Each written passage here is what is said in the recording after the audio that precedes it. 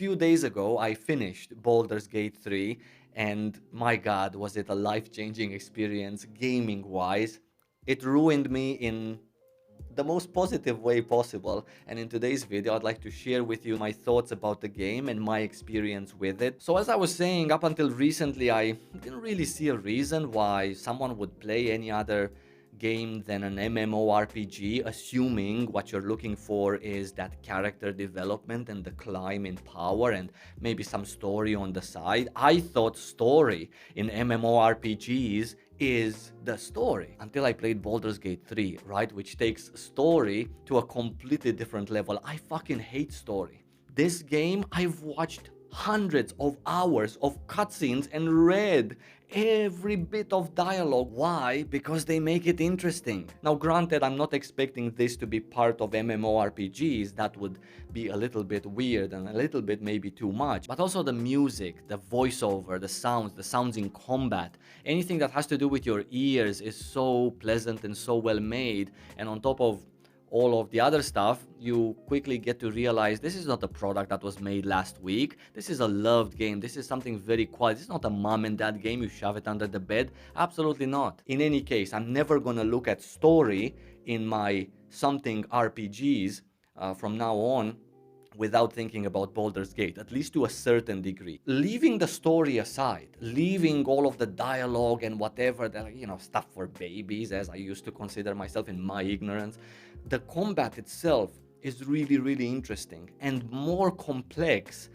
in terms of choices and builds and items that you might equip to enhance something than many MMORPGs that I've played in the past. And I thought to myself, how is this possible for them to have such a, I don't want to say well done combat, because that might not be the case. It might be completely broken and I just had really much fun with it because it empowered the player to have fun. So I don't want to call it well made. I just want to call it entertaining. The tactics of combat, the fact that you can use your environment so open-ended, where you can choose to, you can start from like the bare minimum, as in press your skills, do a big boom, and stuff dies if you press them right. Buff yourself before, add some stuff on the ground, and then throw your skills.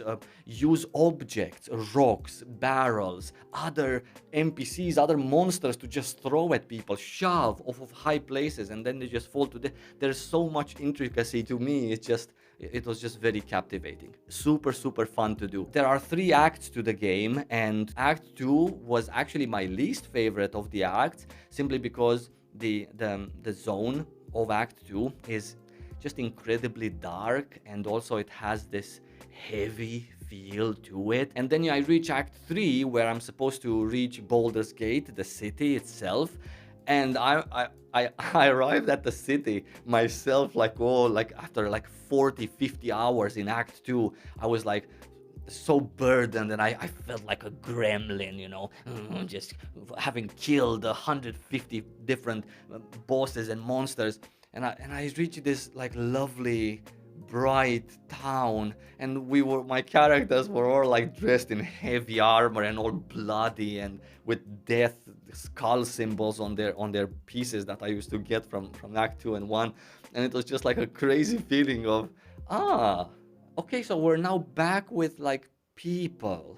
We need to be civilized now. Needless to say, that didn't happen. I mean, staying civilized, I was basically a barbarian throughout all of Act 3. Part of it because I wanted to explore more levels on my classes, so combat is a great way to do that in a fast way. But also because of my companions and the dialogue around me, they wanted to, I don't know, I was very immersed in the story, and everyone from my team was telling me, I need to kill the prince, we need to get there, we need to destroy, we need to kill Gortash, we need to find the Netherstone. The Emperor also from my ass there was just saying, come on, let's do it, let's go, the armies are near. So I felt compelled to sort of get the game over with in Act 3. Also, the dialogue in the city, which brings me to the city of Baldur's Gate. What a fantastic job. What a fantastic job. I've never been in a more vibrant and alive city before in any other game that I've played. Not just because the NPCs had like dialogue that, they were talking with each other, and many of them or all of them had such a different kind of dialogue and so different problems that they were just, as you were passing by, you just heard them. Why is this so expensive? I cannot feed my family. Then, like a little bit further, come and get your newspaper, right? It was so different. It felt like you're in town, but also because many of them have dialogue, right? That if you want to talk to them, they can give you quests and they actually are interactive. It's not like in games I've played before where there's a city and yeah, sure, the density might be there. Great density in Baldur's Gate, by the way, also of NPCs. But many the cities are just a place where you go enchant your gear, buy some potions, dye your skins. Not in Baldur's Gate 3, no. Oh, man, such a great city, such a great experience. But my map discovery of Baldur's Gate looks like a sausage. I just have like a line like this discovered, and then a sausage on a fork, because there's also that bridge and the initial camp with refugees that you get to.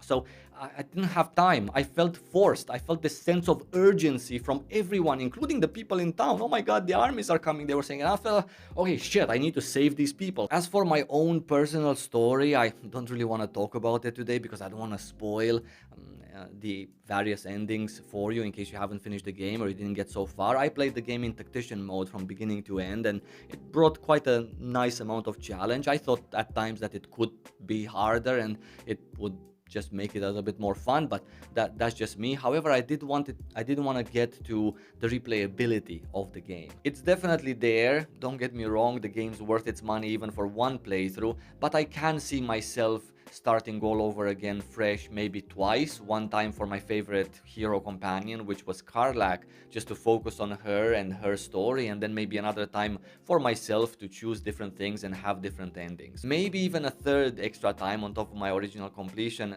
just to play with 3 other people, real people, to see how that would go. But more than that, I don't really think so. Of course, for funsies, you can do all sorts of things. You can run the game as 4 clerics, see if you can make it. You can run the game just by dialogue only, see if you can make it. You can do like a duo or solo, complete the game solo, or no save games, right? Just to challenge yourself. But these are not necessarily things that interest me personally. What would be really cool for me is after you finish the story, you get to keep your characters, and then there's like PvE dungeons and bosses that you can challenge yourself in and try to see if you can defeat them with your combination of heroes and classes. Or PvP arenas, sort of like team fight tactics. Maybe you can do 1v1s and with this turn-based combat, or 4v4s, right? If other people would be interested to queue up as well, that would sort of make me log into Baldur's Gate more often than my 4 or 5 completions of the game with different kind of scenarios. But I don't really know if these kind of ideas fit with the audience of the game. They would be very exciting to me,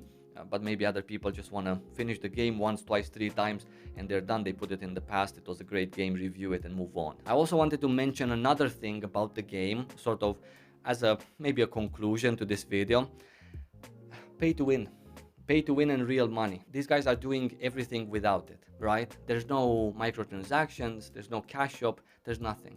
You buy the game and you play it. And quite frankly, it was such a refreshing experience to get my money's worth out of a game. And I couldn't help but draw a parallel in between Baldur's Gate 3 and MMORPGs these days, even though I know it's not really a fair comparison. But from the deplorable state of MMORPGs right now to where we could potentially be after seeing this particular example with Baldur's Gate, that's a gigantic step. A step that we most often turn a blind eye to, and a step that's obviously empowered by us, the people who play them, promote them. But in fact, we're so much in the shit right now with MMORPGs in general that sometimes I'm just thinking that maybe it's not even worth to keep supporting this genre or to just try to find something. Even the MMORPGs that were good back in the days and they focused more on the player and on the pure experience than the business side of it, like For example, WoW, when it released, it had a box price and a monthly sub. Aeon, when it released, 2009, box price, monthly sub. And it made complete sense to me that I pay the box price for the development that has happened, and I pay the sub for the development that I'm expecting every 6 months, every year, right? However, even those got rotten along the way. And I'm partially fine with it. Quite frankly, I would wish that Baldur's Gate would sell something in their game so I can support them more. And they are receiving such a positive feedback on Steam. And one of the many reasons why they are having 96% overwhelmingly positive reviews out of 150 something thousand people that bother to review the game, which not everyone reviews the game, by the way, most people don't, is just goes to show that they've done so many things right. Myself, I'm an MMORPG player, so I think everything through that kind of a mindset. And being with MMORPGs for so many years, you don't even get to see, how they grow up and how do they evolve maybe into some monsters, right? Because if you look at the picture from yourself now and yourself 10 years ago, that's when you notice differences. But as you are day to day in them, you don't really see it. But I really hope that MMORPGs also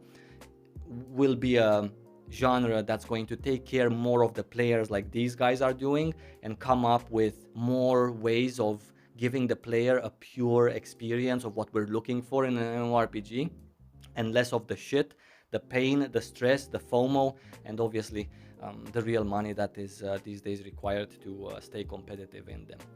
That's everything for my Baldur's Gate review. I apologize for the segment at the end where we were talking about so much about money and MMORPGs, but it's just where I come from.